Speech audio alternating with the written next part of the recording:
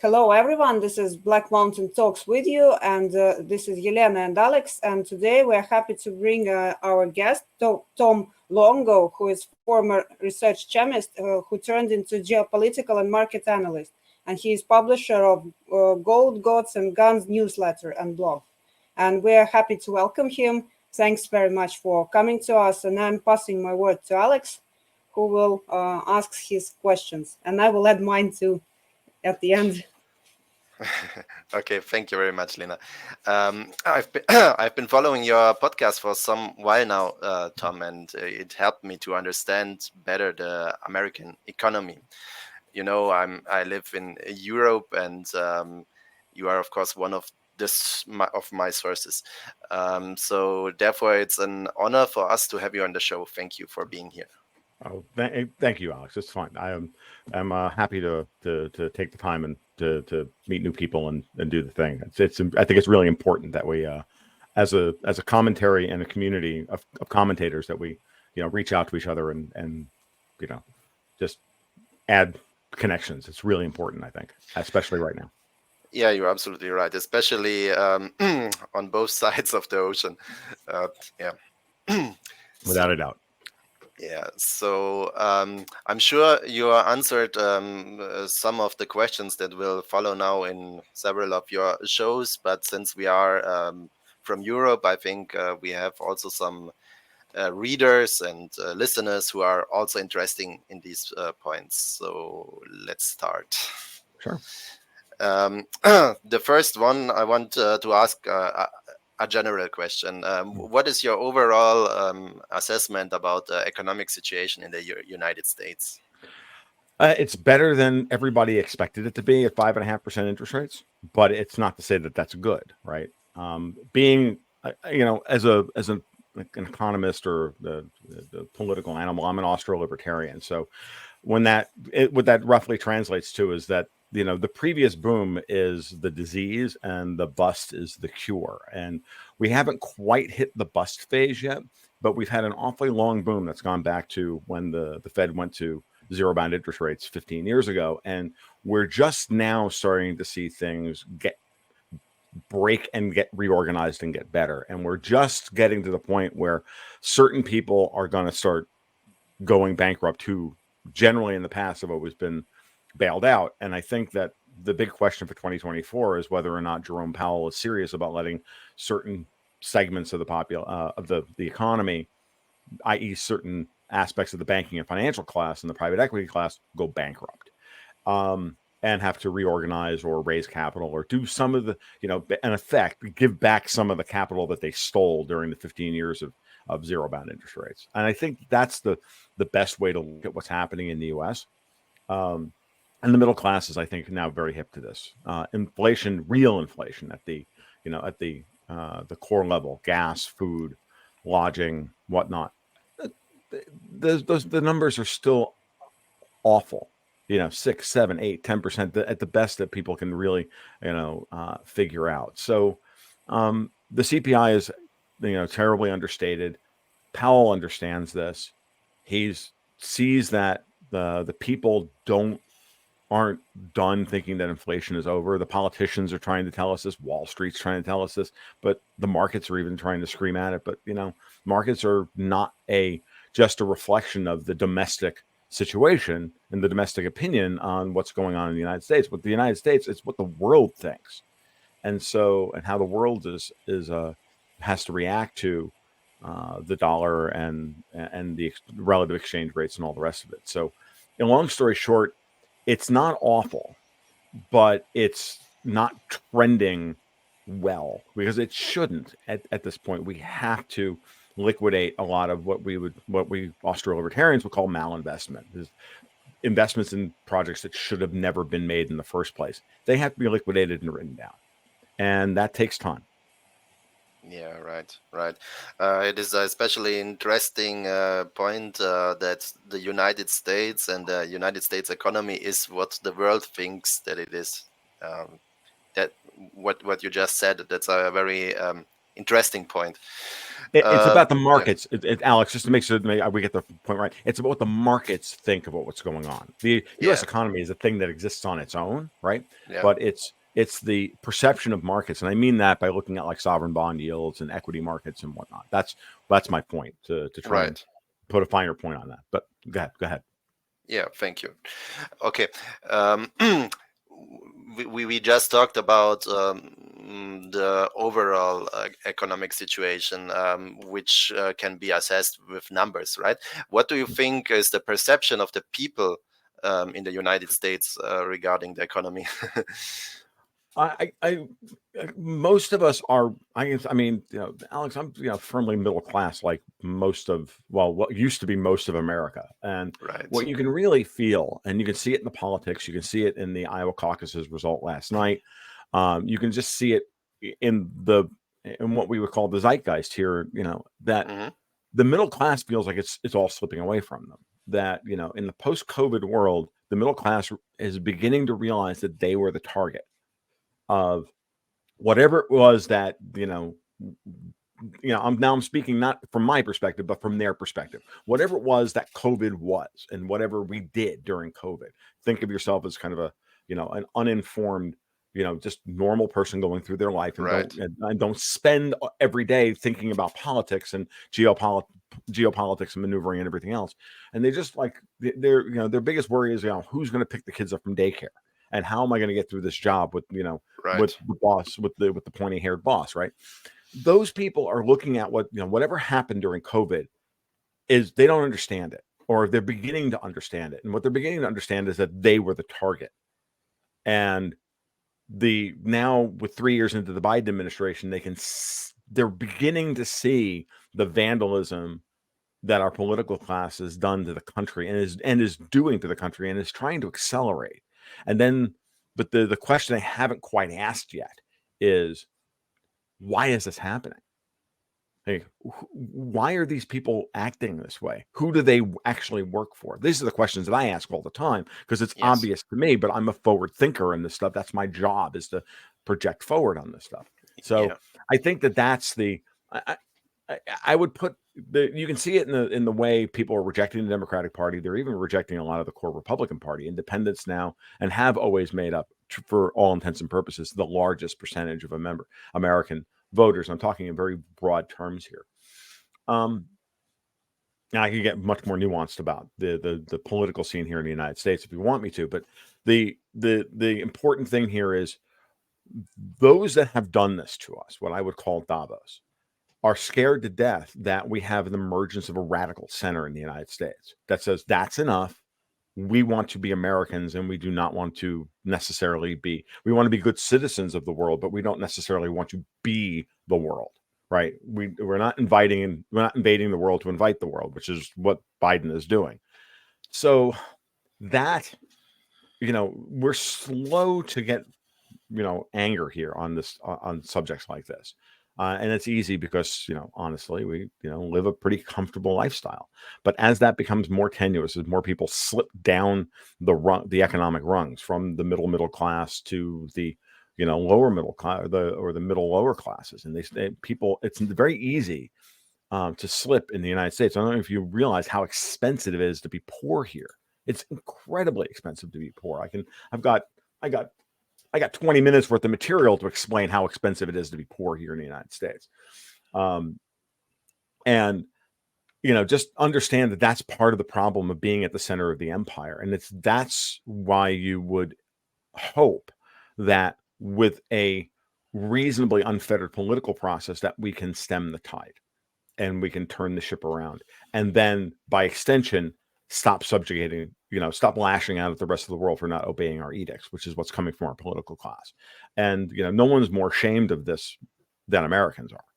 And I need people to understand that. I really do, but at the same time, we also know that we're being torn apart by foreign forces, both, I think, European, British, Chinese, Russian. I think everybody is acting in some way, and and in many ways, I don't even blame them. They're acting in their own best interest, Right. not in the part of the Brits. They've always been evil when it comes to American policy. But when it comes to the Russians, and to a lesser extent the Chinese, and I understand why they act the way they do. They're doing so literally to say, look, we don't have any other option. You're not giving us any other options. We have to be this way. We'd like to negotiate, but you refuse to negotiate.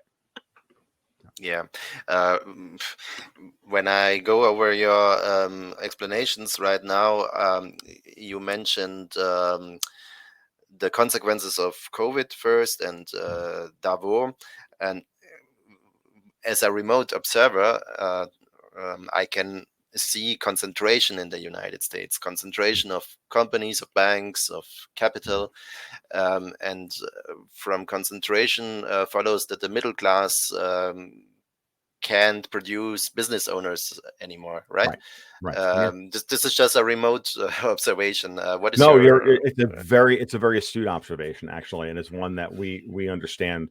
Again, we libertarians have been screaming about this for years. The central planning, ultimately, that's what it does. It aggregates and aggregates capital at the top of the pyramid. The whole point of the central banking scheme and the setting of interest rates, which again is going to be 30 minutes worth of discussion to lay out the groundwork as to how this works.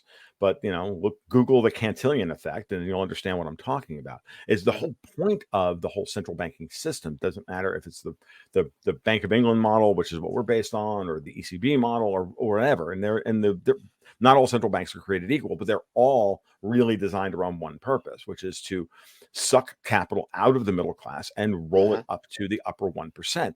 That is the issue. And we're at a very interesting moment in time right now where the lead central bank the Fed sees itself, I think, at an existential kind of crossroads. They have the opportunity to give something back in order they understand that we've pushed this as far as we can push it, sucking capital out of the middle class. And either we kill the golden goose itself, which is which is commercial banking of the middle class, right? Or we have to give some of that money back. And that's what higher interest rates actually means. Like that's what allowing gold out of the box a little bit actually means. It means that, and that there's a flow, the capital is beginning to flow back, if it's allowed to continue, back into the hands of normal people, to rebuild what has been now literally broken.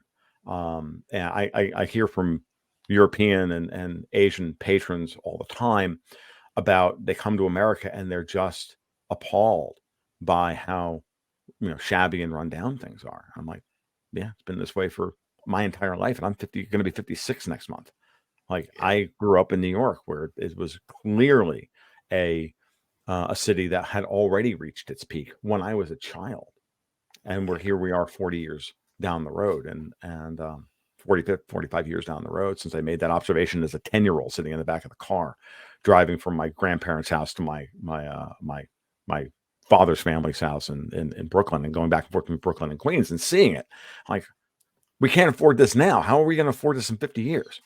Like, and I don't know. It's so that's the problem. And the problem of concentration is it's not going to get better. Unfortunately, it's going to have to get a little worse before it starts to get better. We're going to have concentration in the banking system, but at the same time, well-run regional banks are going to take a lot of market share from poorly run regional banks. So, and if that is what occurs, and I've talked to a lot of people, I have patrons who are bankers. I have people who contact me all the time. We talk about this stuff because I bring these ideas up, and then they're like, "Yes, you're absolutely right," and this is what we're seeing in this section of this segment of the space or that segment. And what I keep hearing over and over again is the thirst, the absolute desire, and the absolute sense that there's an opportunity for them to go in and restore what is traditional community banking, and make it work, and stabilize the situation here in the United States. But it's only going to happen if Powell can hold on at higher rates for as long as possible and force. Because ultimately, what he has to do is force a political change at the top of the system, right? And the hollowing out of the middle class is beginning to have political effects, and then that's going to filter up as as we get a generational shift in legislators. And we'll see what happens. But I can tell you that the very people that you and I are both have identified as fighting are going to fight that process to the very bitter end, and they would rather burn the world down than allow us and to have any sense of control. Just listen to Klaus Schwab's opening statements at Davos this year. It's very clear. Just listen to Ursula von der Leyen, and those speeches are making the rounds on Twitter as you and I are recording this morning, and it's just horrific. So that's who we're dealing with. Yeah, of course. Thank you very much. It was a very interesting explanation. I have, of course, several follow-up questions on this. But first, before I come to this follow-up questions, I would like to discuss the elections in the United States. What do you think, from your point of view? What candidates have the best chances of winning, and what are the pros and cons of these candidates? Sure. Okay. Well, so we saw in Iowa last night, Donald Trump is, if Trump can overcome the lawfare, right? The clear attacks on him as a person to restrict both his ability to campaign by putting him in jail and attacks on what remains of his character or whatever. And I have a very complicated relationship with Trump. I'm going to make that I want to make that very clear. I think he's a very flawed man whose flaws could undo him, but it is his race to lose. If the election is anywhere close to free and fair, if we don't see the level of corruption that we saw in 2020, we have 68% of Iowa voters last night who went to the Iowa caucuses believe that Joe Biden did not win the 2020 election. Okay, now these are Republicans, and mostly older Republicans from Iowa, and that's what you would expect from them. But understand that percentage is not too far off from the truth in every non-urban center in the United States. So it is Trump's race to lose. The question is now going to be whether or not we get secretaries of state, governors, state Supreme Courts issuing summary judgments that outlaw a lot of the mechanisms for cheating that we saw in 2020. Now, at the same time, the Biden administration is literally allowing an invasion of the country, and at the same time saying that all you need to do is check off that you're a citizen on a ballot that no one can verify, and that process is okay, and that these people can come in and vote, and they're going to bring in 7 million people to vote, and they're trying to bus them to the states that they think Trump needs to win, and they're just playing the game of the electoral college map. This is nothing new. This has been going on in the United States for well over 100 years. Okay, this is nothing new. Okay, the mechanisms of it have changed, and they've become more and more egregious, and they become more and more cartoonish, but it's nothing new. Okay. Yeah. So, politics is corrupt. What a shock. Yeah. I mean, okay. On the other side of it, we have the Democrats, and there's not one person on the Democratic side of the ticket that can actually beat Trump in any functional way, with the exception, and I'm not even sure that that's a good. I think this is a poor calculus on their part, which is Michelle Obama, which finally admitted the other day that she would love to finish the job her husband has started and destroying the country and sticking it to Whitey. And I'm being blunt here, but Michelle Obama is one of the most racist people you have ever seen in your life. She hates white people more than Barack Obama does, and it's very clear. And she's made it abundantly clear that this is how to. If you're not sure, go watch that stupid Netflix movie that they Leave the World Behind, because half of the dialogue in the movie is hers. I mean, literally, it's just stuff that she said. It's pathetic.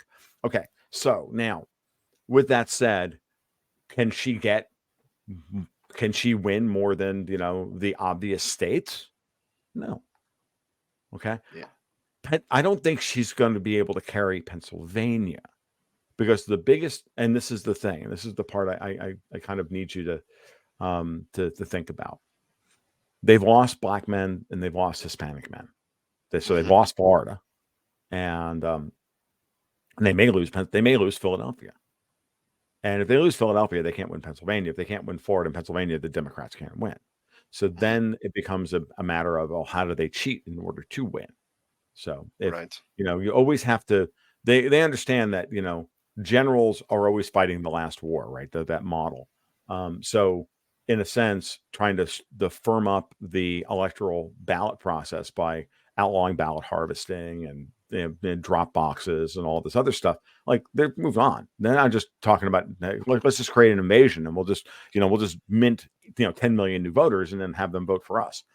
And if that doesn't work, well, then we'll just cancel the election, which, by the way, is a non-zero probability, but it has a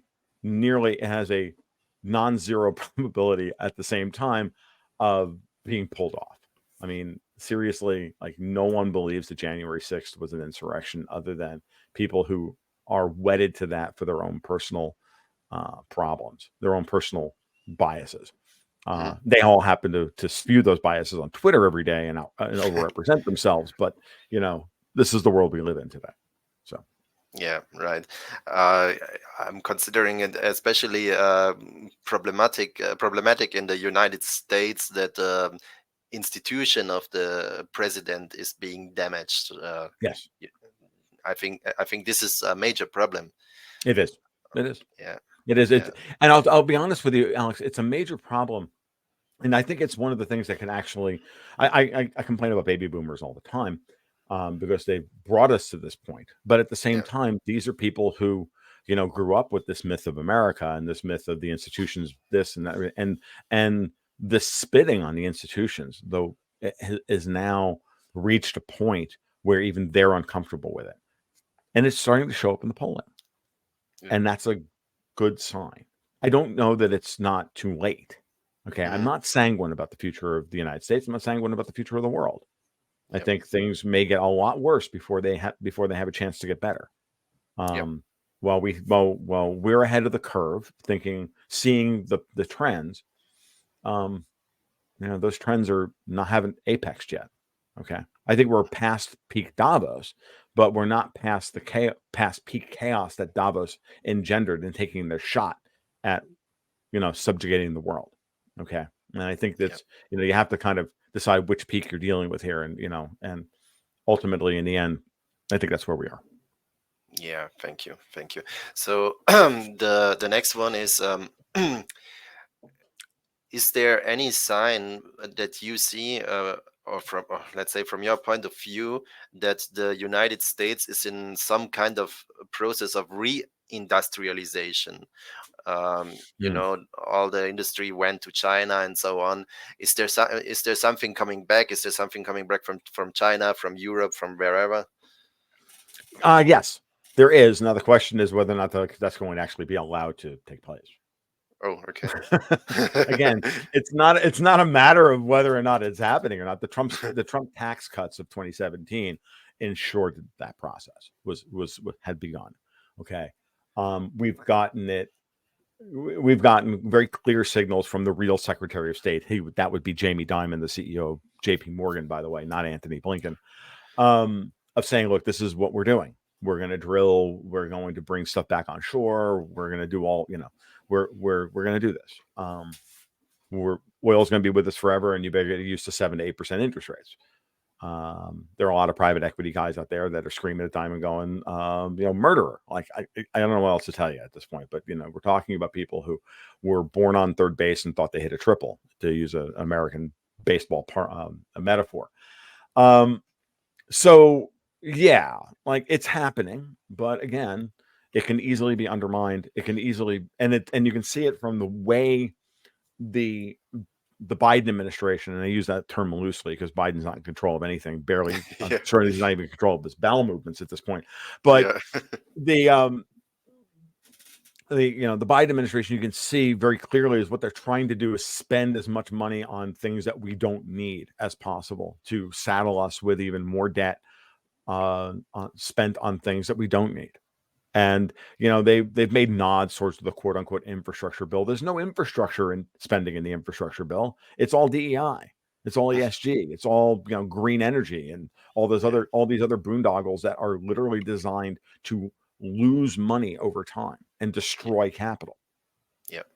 Okay. So no investment. Yeah, it's not investment. It's literal anti-investment. It's the exact opposite of investment. Right. You know, I saw a really interesting statistic the other day on Twitter, which was actually, you know, I found information on Twitter. It was amazing. Which is that, you know, the price per kilowatt hour or price per gigawatt hour, or whatever it was, for electricity generation, you know, natural gas beats nuclear by like 2.5 times. It's like $43 for, you know, per gigawatt hour, while, you know, nuclear is 114. This is at current uranium prices now, you know, and current uranium prices are going to go higher. It's higher than oil. It's higher than coal. You know, it's lower than all of those things. And yet here we are being told that we can't even have natural gas. Like, what do we have to move to now? Like the goal here is always the maximization of chaos. It's the maximization of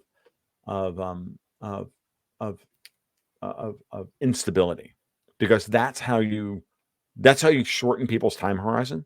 It's how you shorten their thinking to higher time preference, as we Austrians would put it, higher time preference behavior, which means ultimately that we only think about, we stop thinking far into the future and we start thinking immediately into the future. And by destroying the capital structure and by destroying our decision space and by making us fearful and angry, we're stocking food and toilet paper, and we're not, you know, building, you know, new tool and die shops, you know, to repair, you know, washing machines or whatever it is that we're doing. We're not doing the things necessary to, you know, to build a stable society where people can see into the future. And so, whereas, you know, as we talked earlier, that's what the middle class is beginning to feel. They're beginning to feel the real loss of the ability to plan long term. Yeah. Right. And, you know, and they're no longer worried about their retirement. They're worried about how they're going to make their mortgage payment in a year. Yeah. And then, you know, a lot of them are going to be, oh, how do I stay in my house after I've stopped paying my mortgage payment? Like, that's coming next. So, no, that's the goal of this. We don't have to live like this. Yeah. We can choose not to live like this. All we have to do is overthrow these people, and they know it. Yeah. Know it. And they know it. So, yeah. Of course. Tom, I'm going to troll now a little bit, not you, but the media. The media in Europe is telling us every day that, you know, the improvement of the economic situation in the United States is due to the Bidenomics. It's trolling, as I said. What is your comment on that? It's, you have captured media, and the same way that we have captured media, right? Yeah. Your media is, and certainly in Central Europe, and I've seen this, especially, I mean, the British media has always been captured. I've had many talks with my friend Alexander Mercouris over at the Duran about the state of things at the heart of the European Union, which would be Germany. And Aleks, you know, knows Germany very well because he has friends and family there. And he's like, he tells me all the time, he used to tell me all the time, he's like, Tom, if you think our media is bad in the UK, and it's bad, the German media is worse. And for that reason, but there's also, I find it very interesting because I've made no bones about this. I've been following German politics very, very carefully for 6 or 7 years now, because I look at it and I say to myself, it's the heart of the EU, right? Without a vibrant Germany, there is no European Union. But it's very clear also now that they've centralized as much as they can around Germany. Now is the time to destroy the German middle class, collapse everything, and then roll everything up into the European structures in Brussels. And that's the process that you're living under right now. And anything that you can do to continue the lie that, quote unquote, Bidenomics is working, you know, works to your favor. When the reality is, Aleks, what's happening is that we're seeing the dollar reassert itself, and everybody, global capital as a thing, as a person, if global capital is, if we can personify that as, you know, what's it looking at? It's like, where do I put my money? Well, do I put it in the mess that is Europe? Do I put it in the emerging mess that is China? Do I put it in the United States? Well, all my debts are in dollars, so there's still, I'm not a huge fan of. I mean, I actually am a huge fan of Brent Johnson personally, but dollar milkshake theory has limitations, and even Brent will admit this, under torture, and I say that with tongue firmly implanted in cheek. But the dollar is asserting itself, and it's going to assert itself in 2024. Now that the euro has been removed from global trade. I think the most interesting statistic that I uncovered in 2023, and it took me a few months to really understand the implications of it, but it was the percentage of global trade outside the Eurozone, as reported by SWIFT, for the euro dropped from over 30% to under 13% in less than a year. And in many ways, it collapsed in like a 6-month period. The first half of 2023. The de-Euroization of global trade is a big deal. And that sets the stage then for the potential collapse of the euro in some way in 2024 or 2025. I can see this on the horizon for years. And I think it's finally we're finally in the window where that could happen, because the euro has now been destroyed as a potential global trade currency. Yeah, you just shocked me. I'm also of the same opinion that the euro will eventually collapse, and but you said in the next 1 or 2 years, and I'm of the same opinion. I thought the next few years, but yeah, it's possible, of course. Yeah. I mean, when I mean collapse, I mean it's going to drop from where it's currently trading around $1.09. This range between $1.04 on the low end, $1.10 on the upper end, to that bit down towards 80 cents or 70 cents. Right. And that would mean that there would be some kind of political. That implies some kind of political revolt by somebody that's successful. Yes. And of course, they're now fighting that tooth and nail. That's why they installed Donald Tusk over in Poland. To then, like you can see what Tusk is going to do in the next couple of months. He's going to seize Poland's central bank. Yeah, he's going to seize Poland's central bank reserves. You can see it coming, and the Poles have been buying gold on the open market to shore up their financial reserves and to shore up the zloty. At an accelerated rate in 2023, the Poles went from buying 1 or 2 tons of gold a month to 10 to 30. Depending on their trade surplus for the month. I mean, it was the numbers were stark. So, yeah, right, of course. So I mean, what the EU is trying to do is, of course, trying to bolt on as many more pieces as possible to keep the thing from collapsing. The EU at this point reminds me of Microsoft in the late 90s, early 2000s. Every time that there was a challenger to Word or Excel or this or that or any core Microsoft product, Microsoft would just buy them. And then Silicon Valley eventually, created an entire industry of startups that, whose entire goal was to write good software good enough for Microsoft to buy it at unreasonable multiples, because Microsoft has so much money. It didn't care. It wound up causing the downfall of the company and allowing the rise of Apple to be where it is today. And now Microsoft is, a different story altogether. But, the Ballmer era of Steve Ballmer era of Microsoft mirrors what's happening in the EU. We have technicians running a thing that they are not qualified for running it, and they're destroying capital left and right. And Steve Ballmer is the worst CEO in the history of man. He destroyed more shareholder capital than any one CEO in history. He destroyed like $600 billion with the shareholder capital, which I guess in 2023 isn't a big deal. But back in 2000, that was a big deal. Because valuations were a lot lower then. Because we had a lot less money floating around. So, yeah, very, very interesting, of course. Tom, I will now hand over to Lena, and we will see whether we have time, or whether you have time at the end. I have maybe 1 or 2 questions left, and then maybe we can go over them. So, Lena. Great. It was great talking to you, Alex, and it was great to meet you. Thank you. it's very great to talk with you. Thank you. Yeah, thank you. Now it's my turn to ask questions, and I was thinking of moving more globally. And my Sure. first question would be: is BRICS a threat to the U.S. and U.S. dollar in general? It's a rival, right?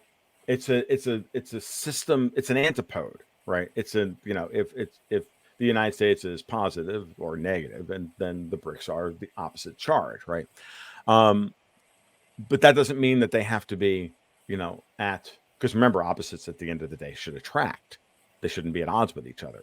Um, and so, you know, the BRICS alliance is a natural outgrowth of aggressive monetary and fiscal policy on the part of the West, right? And I'm not just talking about the United States here, but the United States is the tip of the spear. It's actually more like the engine that drives the tank, right? It's the diesel engine that drives the tank, and then the howitzer on the main gun gets pointed wherever it needs to be pointed. But make no mistake, that doesn't mean that the United States is actually in charge of a lot of its policy is the problem. And that's, I think, the big misperception between, it exists here in the United States. I fight this with conservatives and liberals all the time locally. And I see it, reflected back at me from the rest of the world, because they don't understand. Because y'all don't understand the complexities of America any more than we Americans understand the complexity of America. Who understands the complexity of America better than I think anybody are the leaders of the countries that make up the BRICS, like Putin and Xi and the mullahs in Iran. They understand the situation. They understand what they're dealing with, right? And they understand that these complexities are driving a lot of the insane decision making. And that's why you see them when they make geopolitical moves, and usually led by Putin, because he's taken on the role of being, the guy who's going to put, he's the second lieutenant jumping up out of the foxhole, like, go get him, right? He's that guy, right? He's the guy leading the charge. He's the face of it, because Russia's in the position to do that in the theaters that we have chosen, that we've chosen to fight in, which is clearly Eastern Europe and the Middle East. So I don't think they're not the threat. What they are is a threat to an old entrenched colonial mindset that whose heart is in Europe, and whose enforcement arm is in Washington and Langley, and whose brains are in London. And that's what you're fighting. That's who's threatened by all this. Not people, not the average person living in the Midlands in Britain, not anybody, living, not the farmers in East Germany who are doing heroic work today, protesting against what's happening. Not the person, not the Walmart greeter in Des Moines, Iowa. Like, those are the people we're all victims of this. And the Russian people are victims of this, and the Chinese, everybody's a victim of this stuff. And this is what's got to end. And this is what we have to kind of, if we can, as a community of commentators, if we can make this stick in people's minds, and however we can do that, this is easily beaten in the long run. It's going to cost us generations to do, but we can do it. And I think that's the view that the leaders of the BRICS have. They're like, we're not going to fight you unless you make us fight you. We would just rather walk away from you. And what's the worst thing you can do to a narcissist? Walk away from them, because they don't ever ignore a narcissist. That's the one thing that triggers them to apoplexy. And we're dealing with some of the most narcissistic people who've ever lived. So in general, we can say that BRICS is the opportunity for the world to grow as such. So there is a rivalry, and rivalry will benefit to the development of both sides. Yeah, yes, BRICS represents an opportunity for us to resist a singular world order, which is never a good idea because that's just the dumbest idea imaginable. And I don't care if it's I'm not, I'm not sanguine about, China's ambitions in the long run either, by the way. But as for right now, we have to deal with the globalists and 800-pound globalists in the room, which are centered around Europe and the United States. Given the same opportunity, will somebody else, rise to try and take their place later on? Well, yeah. Am I going to be around to see that? No, I certainly hope not. Hopefully, just the breakdown of this current process will take so long that there will be a few, there may even be like a couple of centuries worth of relative peace while we rebuild everything. That's the best I can hope for at this point. Because we are ending this is the end of a major 300+ year cycle of history that started with the formation of the Bank of England in 1694. Like, we have a lot of work to do as a species to decide, okay, this is how we're not going to organize our economy going forward. And the people who have pushed us to this point are saying, no, we are taking you all the way to the end. Central bank digital currencies, digital identities, all the rest of it. Yeah, that's really very interesting points, and I totally agree here. And my next question would be: is it possible that the BRICS currency will be implemented? Because there are it's a really good question, because it's fraught with a lot of misinterpretation and again, not even misinterpretation. That's not even the short or medium term goal for the BRICS alliance. They showed their hand this summer at the meeting when they added 5 countries that basically ring the Arabian Peninsula to control the global maritime trade routes at the heart of the British power. Like, let's not kid ourselves here. This is what we're dealing with, right? The European maritime empires of the past, all centered around, opening up trade around the Arabian Peninsula, and the BRICS just, added 5 countries that changed that dynamic and literally on its head, right? A currency that they would implement, and it may be a digital, and it will be would be, based on the work of guys like Sergei Gaziev and others, that basically it would be a trade settlement currency as a ledger system to encode trade surpluses and balances in, some form of digitized collateral. And the most obvious thing for them to use is gold, right? And just to allow, trade and foreign exchange surpluses and to as gold. The gold.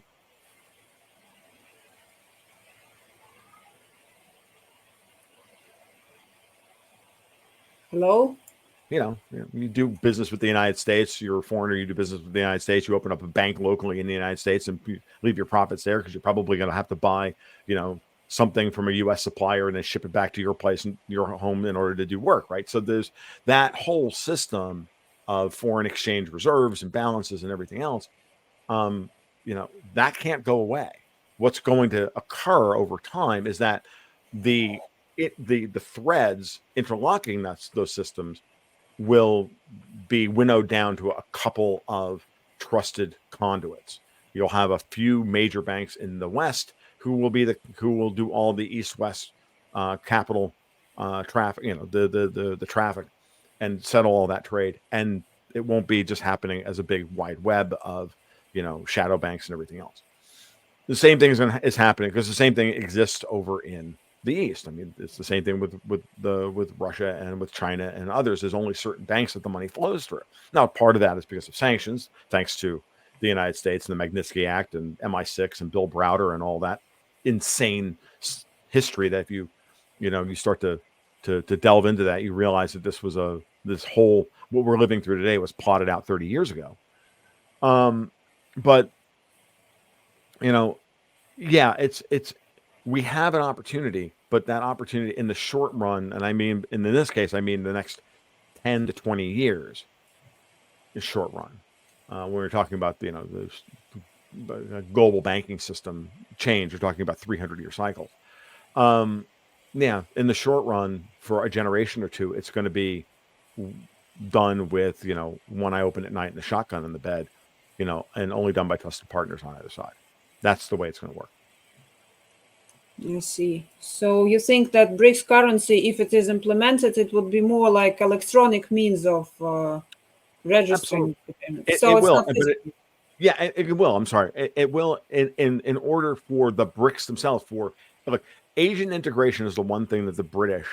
It's the one thing that keeps British oligarchs up at night. Like, they still believe in Halford Mackinder and the geopolitical pivot of history and all of that. So they believe in this, like, to the core of their being. They teach it everywhere that they get they can insert their people into, be it West Point or Georgetown, political science departments or whatever. Everywhere, it's everywhere.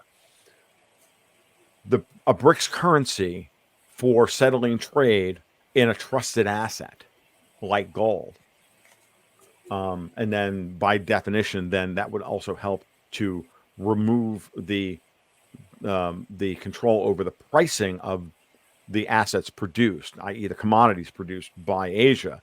That they'll have control over their pricing, and they'll have control over their trade settlement in a way that they never had before, if they do this right.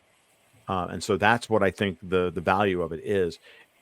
And that would be a threat to the dollar. Sure, certainly, there's no argument here. But at the same time, I have news for everybody. Jerome Powell understands this. The head of the FOMC understands this. When he goes to Humphrey Hawkins' testimony on Congress and says there's room in the world for more than one reserve currency, this coming from the head of the Federal Reserve, the man who sets interest rates, arguably the most powerful man in the world, says that to the Senate Banking Committee. You have to listen seriously to this. It's revelatory of his mindset, meaning he's prepping the United States for the day when we're not the world's reserve currency. And that means that he's purposefully trying to pull the dollar back and then pull the dollar wave back and then allow something else to take its place. But not in 2024 because of the natural inertia of what's exists. And this is where I get back to Brent Johnson and dollar milkshake. There's still too much debt out there that's denominated in dollars. There's still too much trade settled in dollars and needs to be settled in dollars because there are there's tons of hundreds of trillions of dollars of contracts that are written in dollars. And until they can be rewritten in other currencies, and then that's not going to change. I mean, I'm talking like mortgages and LNG charters, ship charters, and all of it. But slowly over time, those numbers can change. New business does not have to be done in dollars if there's a better framework, and that's the threat. And this is a long-term thing. If we do this process in an organic manner, and in effect a responsible manner, it's very possible that it can get done bloodlessly. Now, when you ask the question, when you think about that, who's left holding the bag? Who doesn't benefit from this? Well, clearly Europe, the European old colonial European oligarchs, which is why I keep pounding this point on the table like I'm Khrushchev at the UN with my shoe, because it's so very clear that they're the ones fighting that eventual outcome, because they don't want that. What they want is the capital to leave China and leave the United States and come to Europe. They want to win, and their only winning move is to try and get the two of us into a war. That's their winning move, and that's what you see geopolitically. Yeah, that's really interesting perspective. Yeah, Thank you for sharing. And here is one more question about demographics as such, because there is a big rift between global South, where population is mostly young and population is growing, and global North, which is aging, and where the population is declining. So what could be perspectives of economics as such? What we can face maybe in 20, 30 years? How will the scenery change? It's a good question. I don't like to put my crystal ball on that hard. I don't want to well, what I'll say is this. I watched an aging Japan when I was working with a guy over in Vietnam in 2011, 2012, 2013. I watched before Shinzo Abe came to power. I watched a Japanese yen trading at 75 to the dollar. I watched an old, demographically challenged Japan go out and buy up whole swaths of cheap, young, talented, educated Vietnamese, Cambodian, Indonesian labor with the strong yen. And then that changed the minute we instituted the global central bank coordinated central bank policy, in which broke the back of the gold bull market in 2011, brought Abe to power, who then immediately devalued the yen radically, and yada yada yada. But demographics can always be overcome by having and it's not colonialism. I don't want to make that argument. By effectively sharing the wealth with the rest of the world. With whatever trading partners have better demographics than yours. You can either invite them into the country, or you can go and invest in them overseas. And if you invest reasonably and you invest without basically militaries pointing guns at people and enforcing horrific terms, and on this front, I mean something like what's happened in colonial Africa over the last, in the Sahel region of Africa from colonial France, where they were extracting, uranium and gold out of the ground and sending it back to France at less than 1% on the dollar, or 1% or 1 cent on the euro. I mean, they literally were buying, the most valuable resources in the world for 1% of their market prices. No, if you go in and invest responsibly, and and share the wealth, well, this isn't extractive. This isn't exploitative. So Japan has already done this many times, and they've done it, and they're masters at it, and they're masters at mastering the demographics as well. So,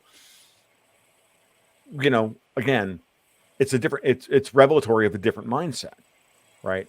And this is not to say that the Japanese aren't a monoculture and a variety of other things, but they're, they've, in many ways, I would argue they've learned a lot of their lessons, and we'll see what happens going forward. If you shake off the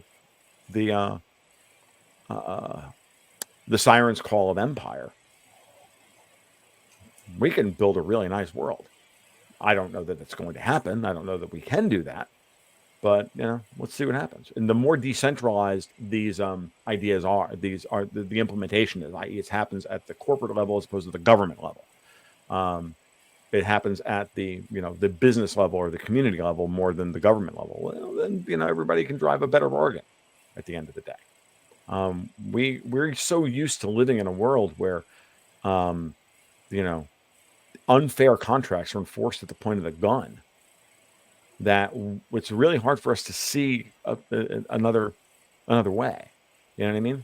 And I mean that in a geopolitical sense, and because you can see how that's worked for so long. And I just, we have to, as a species, finally grow up on this point. That's the best I've got for you. But I think I think what we're seeing now is with the emergence of the middle class in places that have been traditionally very, very poor, that the terms are getting better as time goes along, and we'll see. I may be wrong about that, but I don't think so. I think by virtue of the fact that we're seeing countries like Indonesia and certainly the Asian Tiger 5, the middle class there is exploding, and in a good way. And this is even in countries that have traditionally repressive governments like Vietnam. It's like Vietnam is some bastion of libertarian thinking or anything. It's exactly the opposite of that. So I don't know. It's very interesting. Yeah, that's an interesting perspective on the situation. I never thought of it in this way. And speaking of Japan, you mentioned Japan. How would you evaluate the Japanese economy? Because it's like a rival of a sort China in the region. Sure. Japan is at a crossroads, Lena, and they're at a major crossroads, which is that they have hit the end of their ability to continue to control interest rates below, at 0% in a world where we have to either inflate away all of this debt, or we have to collapse it. And generally speaking, we do the opposite, which is what we inflate, right? And that means that inflation is going to run hotter for longer. Nominal prices of energy are going to continue to rise. And Japan, being a major energy importer, just like Europe, it leaves them with only one option. Well, it leaves them a couple of options. One, they can strengthen the yen. They can go back to strengthening the yen in order to keep their energy bill under control. But if they do that, then they have to allow their bond market to rise, because they've got to get inflation under control. And if they strengthen the yen, then they have to sacrifice something. And they sacrificed the equity markets for a long time. They're not sacrificing the equity markets now. I think Japan's monetary policy is shifting, and it's shifting for the better. And Japan could be a very, very interesting place over the next 10 years because of this. I do not consider them, quote unquote, a rival to China in that respect. I just think they're another node in the big picture. I also still consider them an ally of the United States, and I mean that at the commercial banking level. I don't mean that at the kind of geopolitical level. I don't see Japan raising a blue water navy to help us fight China or anything like that. That's not what's going to happen. If anything, the Japanese have been very clear of what their boundaries are for going along with insane U.S. Sanctions policy, and that's a good thing. But we'll see what happens. I'm actually quite bullish on Japanese stocks. I'm actually quite bullish on the Japanese yen. I'm, of course, conversely then bearish on Japanese bonds. I just think this is what's got to happen. And Japan has to focus on rebuilding internally. And you do that by keeping Japanese investors happy to invest at home. That means you have to give them. If we've learned one thing over 30 years of watching Japan run QE and monetization of debt, is that Japanese investors will accept a 0.5 to 1% real positive yield per annum in order to continue investing in Japan.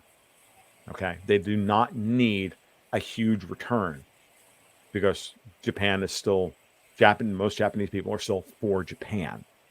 And for that reason, the Bank of Japan doesn't have to do a lot here. They just have to beat the inflation rate in order to keep Japanese people happy. And they're not doing that right now. So this is part of the reason why things have to change. And things are changing at the Bank of Japan. Yeah, thank you very much. My questions are over. Aleks, maybe you have other questions left. Thank you, Lena. First of all, I need to ask Tom. We reached now 1 hour, and I have 3 questions left. Is it okay for you, or? I've got it. I'll try and keep them short. Sure, let's go. We can go another 10 or 15 minutes. I usually block out an hour and a half of these things. So that's fine. Oh, okay. Thank you. It's a very interesting, and I think also it is a very important discussion, especially for the audience in the United States and in Europe. So I will now address 3 questions regarding your previous podcast with Vince. And yeah, let's talk about inflation. So the United States has inflation, not a real inflation, but inflation of 3%. It came down from 6%.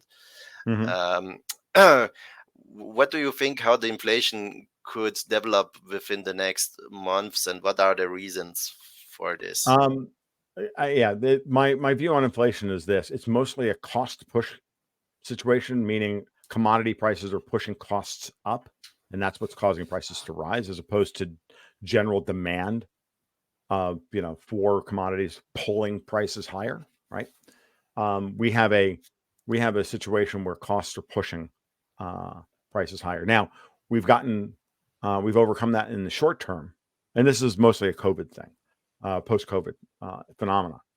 And I think that we're looking at the next wave of it occurring this year. Watch oil prices very carefully, and then watch the wholesale price of gasoline in the United States very carefully. If we see a move in the wholesale price of gasoline back above $2.25 a gallon, which, the Biden administration is going to fight tooth and claw in order to try and, claim victory, right? And over Bidenomics working. Okay. And then I can't roll my eyes hard enough, folks. I just can't do it. But that's what they're trying that's what they're trying to sell. What they've done is they've bombed the price of oil by, draining the strategic petroleum reserve. And, we've got, at a time when U.S. production is at an all-time high, oil production is at an all-time high. And we have a huge corn crop here in the U.S., which actually, interestingly enough, because we blend 10% of our gasoline with corn-based ethanol, has actually dropped the price of gasoline structurally as well, right? Because of the renewable fuel blending credits that refiners have to buy in order to sell a gallon of gasoline. So they have to blend in up to 10%, ethanol into the fuel. And so when ethanol prices are cheap, that actually brings the price of gasoline down, kind of as a structural it's another structural added tax on the way gas prices work in America. So, but there's a very clear correlation between the CPI on a rolling 4-month basis and gasoline prices at the end of the month. So, go back, take the last 4 months of the CPI, total it up, and plot it versus gasoline prices for a month-end gasoline prices, the monthly closing price of gasoline, and you'll see two curves that are directionally right on top of each other. It's been going on since 2021 to 2020, and I think that we're going to see that oil has bottomed. I don't think we're going to go to $60 a barrel oil. I think if anything, we're going to continue to get data out of the United States because of the amount of deficit spending we have going on. That there's still so much money floating around that U.S. GDP is going to stay positive, and that's even though it's it may be really bad spending. We may be spending it on Pornhub subscriptions and Cheetos, but hey, that's what we're spending the money, and GDP doesn't care how you spend the money, only that you spent the money, right? So I see inflation tame for the next few months because gasoline prices are low, and then I see them rising in the second half of the year. And then inflation will start to kick in as baseline effects start to take over, and we start to see, because what do we have? We have the CPI settling in at 3. It's not going to drop to 2 before it starts to, it's not going to go to 0 or go negative. So we're going to be at 2 or we're going to be between 2 and 3% for the first half of the year, and then it's going to start to creep back towards 4 or 5. Just from simple baseline effects and oil moving back to $85 or $88 a barrel, for example. A 10% price rise in the price of oil is going to send a shock through the gasoline markets, which will then, filter through everything else. And at that point, you'll have 10% inflation again. It's not hard. Yeah. But I'll just say, but to be conservative, let's call it 4 or 5. And do you think that Jerome Powell is going to cut rates into, interest rate and into inflation rising again? No. And then everybody's going to scream even that much harder. And then you're baby murderer, and all this stuff is going to start coming out of private equity guys on CNBC. I'll start watching CNBC again for the first time in 15 years just to watch these guys screech, because it'll be the best stand-up comedy I can get here in the United States, because you tell that the comics are all unfunny now because they're all worried about getting canceled. So that's good. But you focus now on oil, and I think you're absolutely right. But when we talk about oil in the Middle East, there is a looming there's looming supply shocks. Right. I'm just talking about I'm talking about the one sigma, the one standard deviation scenario where the American economy holds up a little better than everybody thinks, the Chinese economy holds up a little better than everybody thinks, and Asia, and Indonesia and the Thailand and whatnot, they have a nice and they just keep growing, and just keep creeping up oil demand. But we have this bigger problem of, well, what do we do with the another reorganization around, for oil trade routes? After first it was the Russian sanctions, taking away the coffee and cake run from St. Petersburg to Rotterdam and back again. Now that oil has to go from St. Petersburg over to the Bahamas, be reblended, and then sent back to Rotterdam for the Europeans to refine, right? Or, send it all the way down to India for then send it back to Rotterdam. It's like, it's silly. That's great. Now we have to seriously, right? Now think about it. Now think about the same thing happening with all of those Suezmax tankers that normally go through the Suez Canal.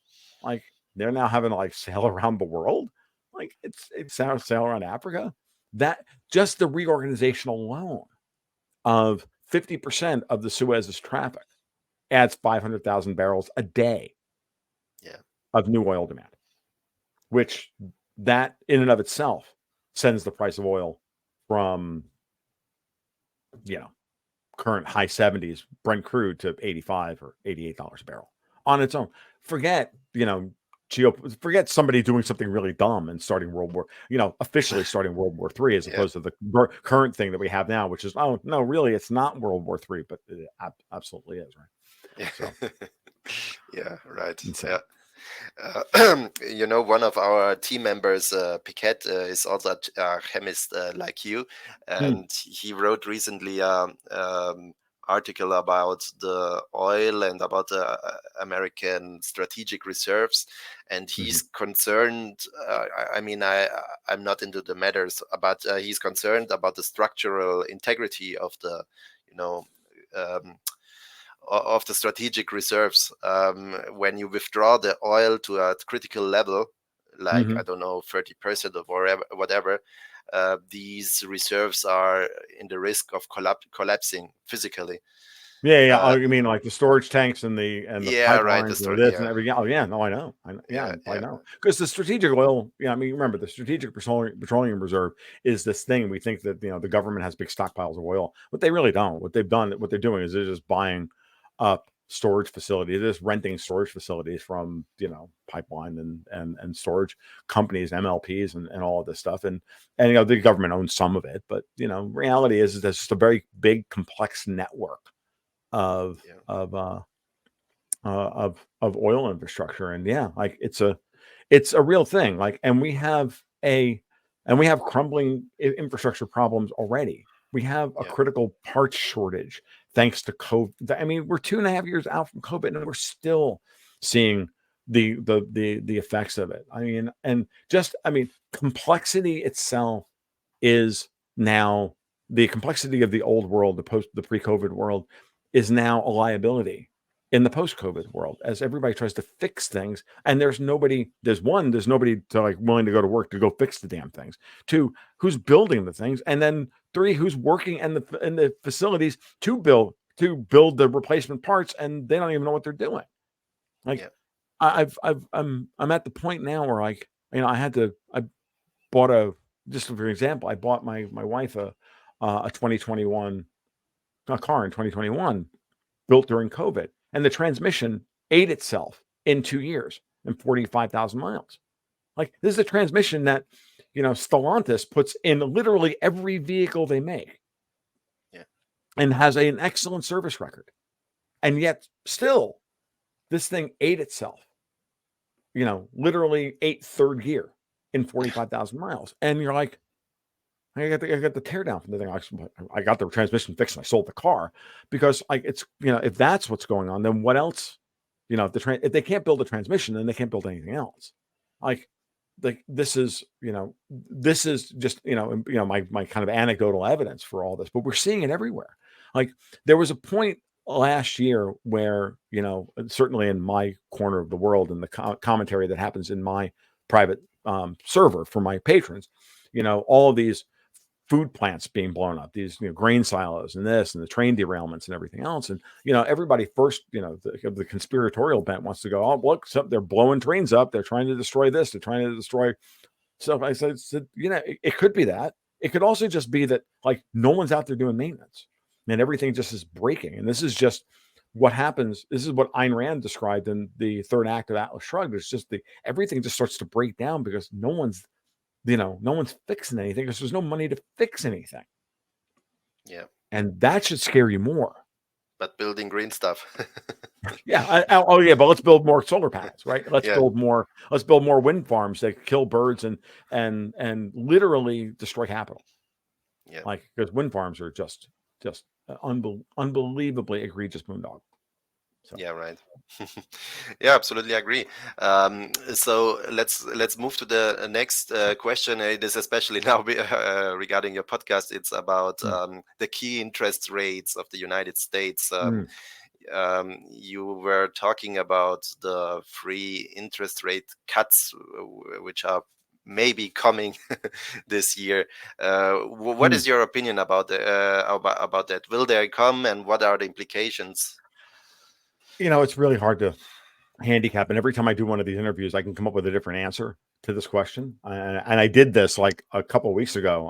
I was shocked. I was reviewing my performance on Antonio's Antonasov's resource talks, and I made the argument that I could easily see Powell raise interest rates by middle of the year. And then I sit there and I'm chatting with Vince, and I think my base case is, well, I can see 3 cuts. I'm like, you don't know. It all comes down to inflation. It all comes down to Powell wants to hold things as high as possible for as long as possible. But at the same time, I'm seeing like reports of people are like looking at like Bank of America, behavior in Q4 of last year, and they're all going, and everybody's going, are they trying to go bankrupt? Like, what's going on here? I saw just one article about this, and I was like, and of course, but the first thing I think of is, well, since BOFA works for Bank of America, B of A, what we call BOFA, they, since I identified them as, in the tank for Davos, along with like Bank of New York Mellon and a couple of others, I'm like, oh, yeah, I could see them destroying themselves in order to force Powell to pivot. Like, I don't have a good answer for anybody at this point. I see potential false flags everywhere, like literally everywhere. One of the 10 things I predicted for 2024 this year, and I will see if it did better than I did in 2023. But one of the things I'm predicting is that it's going to be one false flag after another, after another, after another, after another. Every day we're going to wake up and there's going to be something happening that we won't be able, that we're going, that's odd. Oh, that can't be real. That had to have been fake. And then sometimes it turns out it is true. And the level of surreality that exists in our current public space is just off the charts, right? So I don't have a good answer, but what I think is likely is that Powell's going to try and hold on to rates and not cut until the second half of 2024. Okay. And will he cut 1, 2, or 3, or 4 times? That's a good question. If Donald Trump's going to be president, right? And again, that's a very big if. But let's just say Trump doesn't get put in jail, is the nominee, wins the election, and survives to the inauguration. Those are 5 huge ifs, by the way. Wow. But let's just say all that comes true, and we flip a coin 5 times, and we get heads every time in a row, right? If Powell cuts rates in the second half of 2024, he's setting the first year of the Trump administration up for a second Trump administration up for a banger 2025 for the United States. Do I think that that's what's going to happen? Well, I just told you, flip a coin 5 times in a row right now and have it come up heads, and you get one shot. You don't get, you don't get to take, you get one shot. It's like, like rolling a character in D&D. You get to roll 3 6-siders 6 times, and that's it. Then let's go to Vegas. Yeah. So there you go. So yeah, it's like that's what I see. Yeah. I see. Okay. I think basically this was my last question. Maybe there is something what you want to predict positively for our viewers. Is there something? Sure. I mean, I'm actually quite. I mean, I get accused of being a Pollyanna. People, are you kidding me? Like, I try to be as fair about this as possible, but I think that all of these things that I brought up today, every one of them, is indicative of the fact that we're fighting this process, and we're doing it well. Like, again, I look at what's happening right now in Germany, and now I see that it's spread to Romania. Now we've got a truckers' revolt or a farmers' revolt in Romania. We saw what the farmers' revolt did excuse me, in the Netherlands. We can see what's happening in Canada. I can tell you that like Western Canada is getting ready to just soft secede from Canada over what Justin Trudeau and Chrystia Freeland have done over there. And they're rapidly being shown to be impotent to stop Danielle Smith in Alberta and Scott Moe in Saskatchewan from collecting carbon taxes. Like, what are they going to do? Send in the Mounties and arrest everybody? Oh, okay, yeah, that's going to fly. Like, there comes a point where you can mandate all of these things and you can write laws and you can take people to court and you can bust down their doors in the middle of the night and pull them out of their houses for, nothing. And eventually everybody just looks at you and goes, what, are you out of your mind? We're not, you can do that to him, but you're not going to do it to all of us.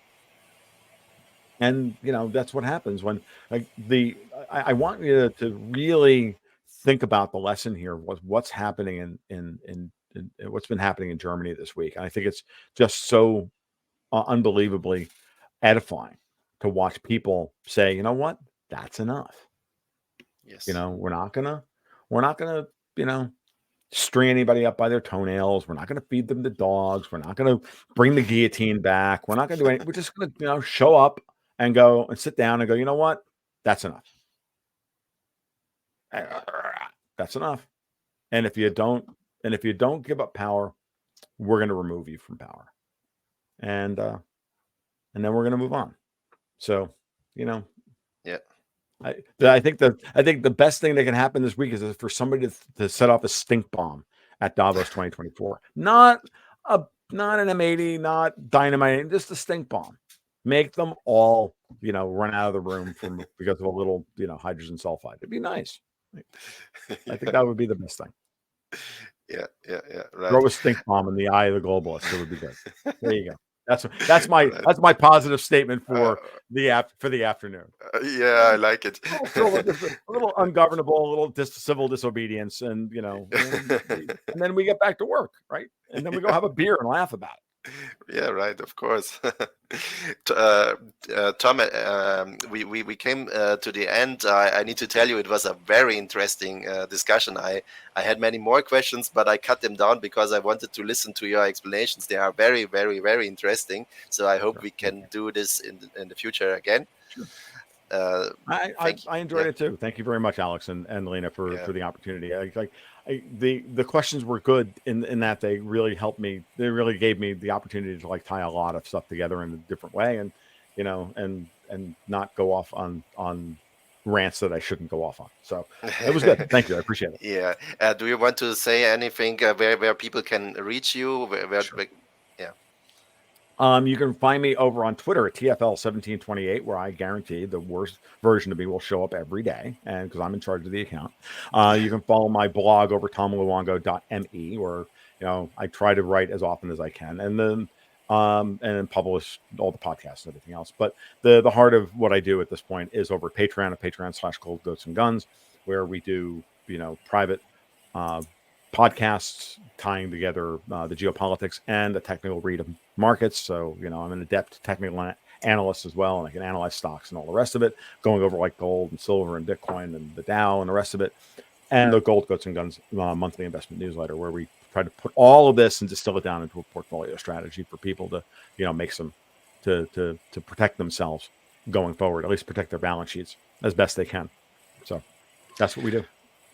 Yeah, perfect. Thank you. I encourage everybody to visit his pages, and then we reach the end. Thank you very much. Goodbye. Thanks a lot. Goodbye.